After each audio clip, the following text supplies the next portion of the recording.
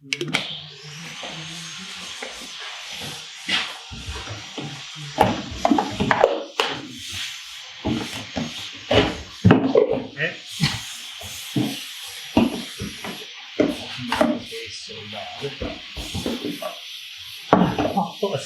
he's milk in here from September 15th.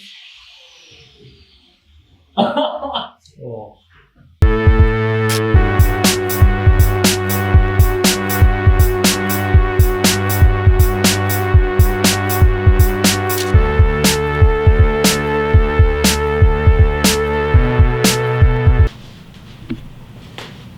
A deck with 4 legs, a solar rack that will bolt onto that deck with a set of legs. Where are you taking her?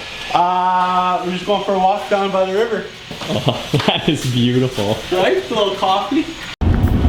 Currently on our way to pick up our transit build. It got a 2-inch lift, all-terrain tires, and a secondary alternator kit from Volta. My name's Lauren and I'm calling from Calgary. Have you guys ever done things like that for horse trailers, or do you only strictly work with like cube vans and stuff like that? We haven't done them before, but How's it going? not bad. Can't sit around in that damn office for too long with the mask on.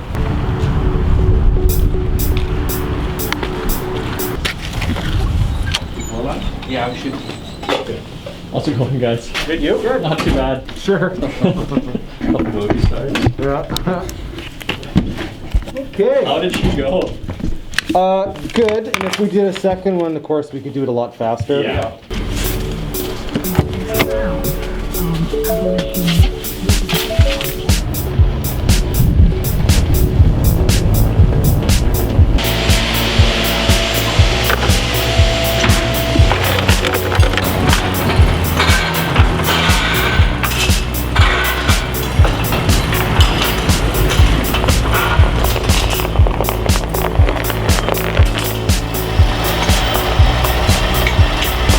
So this 3500 is fully loaded up, tons of exterior mods and full interior kit, so we wanted to make sure it had the suspension to handle it. On top of the tires and 2-inch VanCompass lift, we added sumo springs,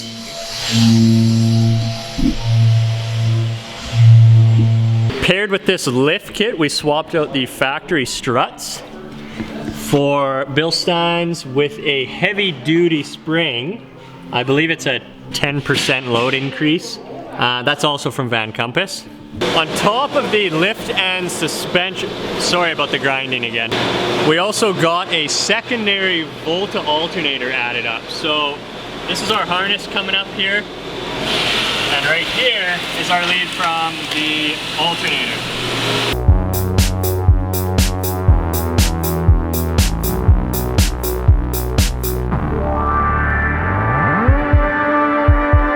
We'll dive a little bit more into this Volta system, share some of the specs with you guys, but it is a beast. That alternator, when the vehicle's running, is going to be pumping out about 6,000 watts to charge up our huge 13.2 kilowatt battery bank. All right, morning's wrapped up, and I think it's lunchtime for the boys.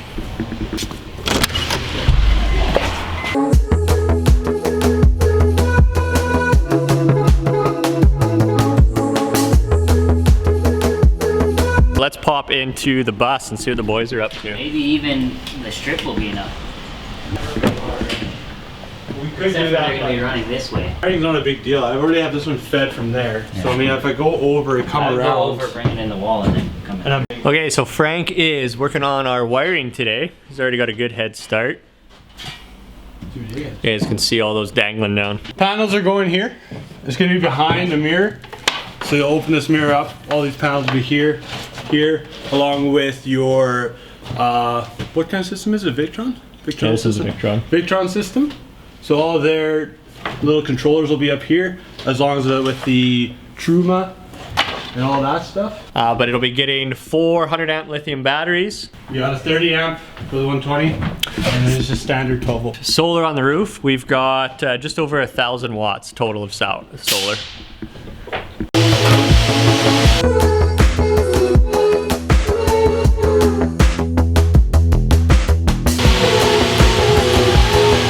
We are at a point that we can actually go over layout a little bit.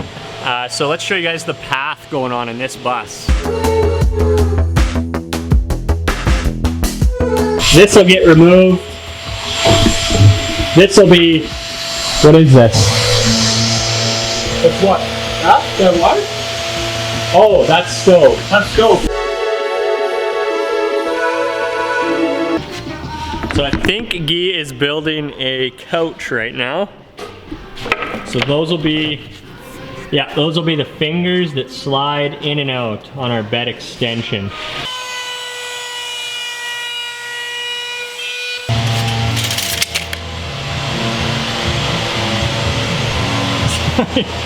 Fucking startled me.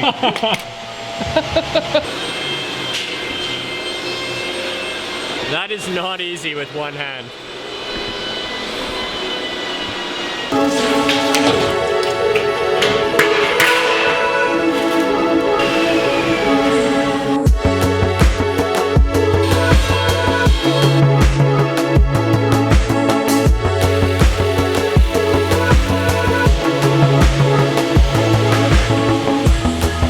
Okay, let's go see what's going on in the charter because it is getting very close to completion. Let's see if Christian lets us in. Hey Christian! No shoes. Am I allowed in? No shoes. No shoes? Look at that floor. First time I've seen it without it covered.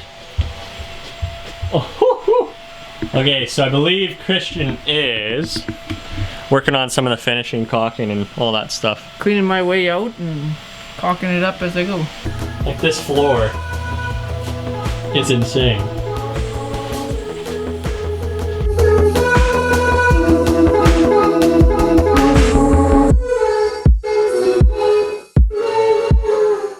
Alright, that's all you guys get to see today because I think the next time we show this off, it's going to be completed. We'll give you a full tour.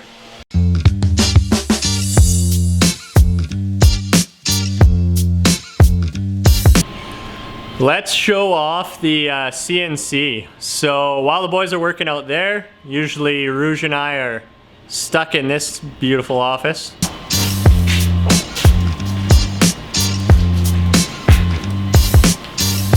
First step, we have a chat with the client. Once we know what their layout's gonna look like and we have all the furniture planned, we'll throw a quick sketch together. Next step, it goes onto the computer and we get a file put together that is a complete render and CNC coding so we can actually cut out. Here's some bunk beds. This file gets made and then turns into a bunch of jumbled code and you just pretty much press play on the CNC. So it's like having a whole nother employee. We've got 6 guys at the shop. 7th is working hard in a whole nother room all alone.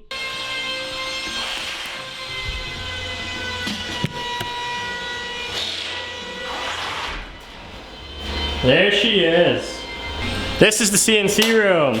So this is the unit here. So after we get all that the files made, we just pretty much open them up on this computer here and press play. So sheet goes on here. Yep. That's about it. Yeah, that's pretty much it. Then you press play. We get the dust extraction going up to the roof upstairs. A very expensive vacuum table, so it sucks the sheet down. Some days it wants to work and some days it does not. That's a Hoover 5000 right there. The coolest thing about the CNC would be the tool changer. So with some CNCs you need to manually so each file is going to have several different tool paths. Depending on what your file is, it's going to need to cut different routes and different widths and depths and blah, blah, blah, blah, blah. Depending on the machine you have, you need to change out the tooling either manually or you can have it done just automatically with this table within that jumbled code that we talked about earlier.